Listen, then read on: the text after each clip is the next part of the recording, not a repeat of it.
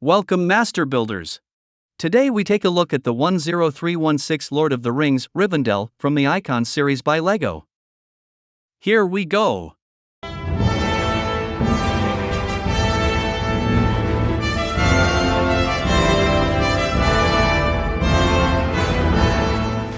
But before we start, I would like to do a little bit of advertising on my own behalf. Do you already know our online shop Der Knappenbotschafter? Here you can get many sets, some of them well below the RRP of the LEGO Group. We also often have exclusive sets on offer at a discount for the official release. Rivendell, for example, costs only €459.99 plus shipping instead of €499.99 at the time of video release, which is 8% below of the German RRP. But you can also get individual bricks from us, of course all original LEGO bricks. Do you need stones that we don't have in our program? Then write to us. We can get almost anything. Or maybe you're looking for additions to your brick city? Then take a look at our self-created mini-mocks. Of course, only with original LEGO bricks and printed building instructions. We ship throughout the EU. Der Knappenbotschafter. But let's start with the review. First, let's take a look at the box. It's the typical design of an 18+ build with a lot of black. There are no surprises hidden here. The build itself consists of a total of 6,167 bricks and comes with many details, 15 minifigures and a 3-part building instruction.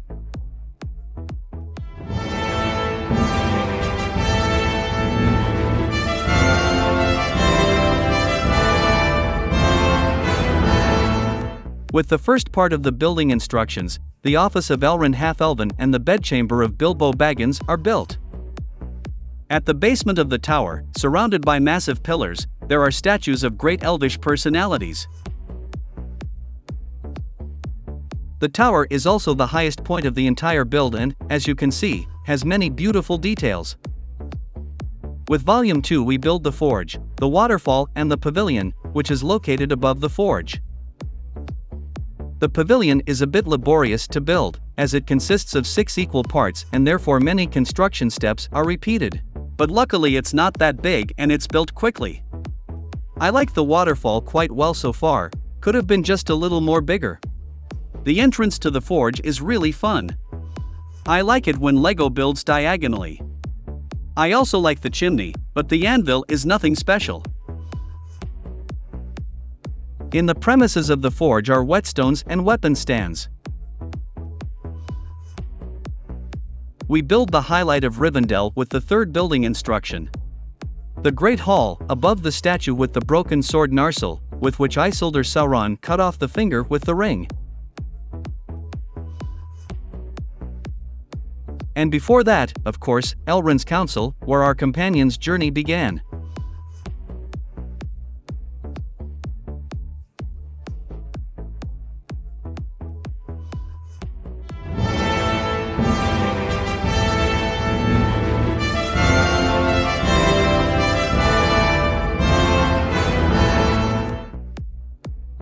As we all know, Rivendell is located in the western foothills of the Misty Mountains, where there is lush vegetation. This vegetation can only be found in hints in the set. But nevertheless, beautiful tree constructions are present. Even if they have a lot of repetitive construction steps.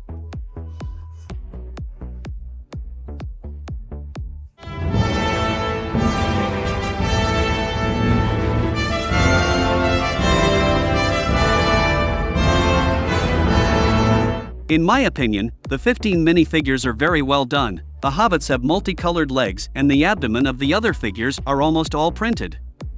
In my copy, the figures were also very true to color. Among the minifigures are Frodo Baggins and his companions Aragorn, Legolas, Gandalf the Grey, Gimli, Boromir, the good-for-nothing Peregrine Tuck and Meriadoc Brandybuck and Frodo's gardener Samwise Gamgee. But also the elves Elrond Halbeld and Arwen, as well as Gimli's father Gloin and Frodo's uncle Bilbo Baggins. To make the 15 full, LEGO has added 2 more elves. All of them have their weapons known from the film.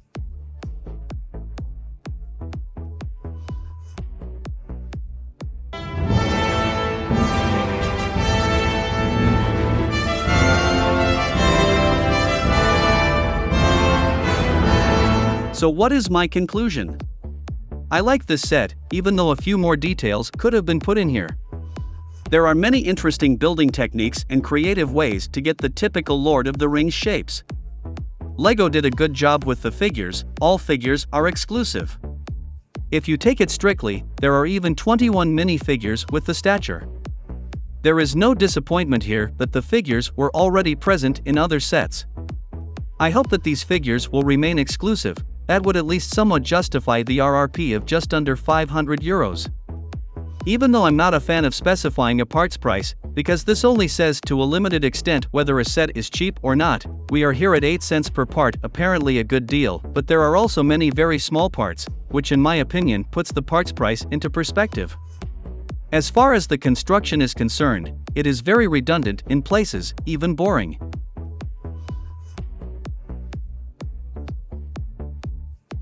For example, the roof. It looks very interesting with this type of construction, but is just as boring to build. As with many buildings or trees, you build a lot of things up to 12 times in places, so you have to struggle through them again. The biggest point of criticism, how could it be otherwise, is once again the use of stickers. There are also some prints, like the floor in the large hall, but everything should simply be printed on a display model. Especially at this price. Is it still worth buying? Yes, but you should still wait until there are offers. I wouldn't buy it with discount, but with the current pricing policy there are only a few sets that I would buy directly from LEGO anyway.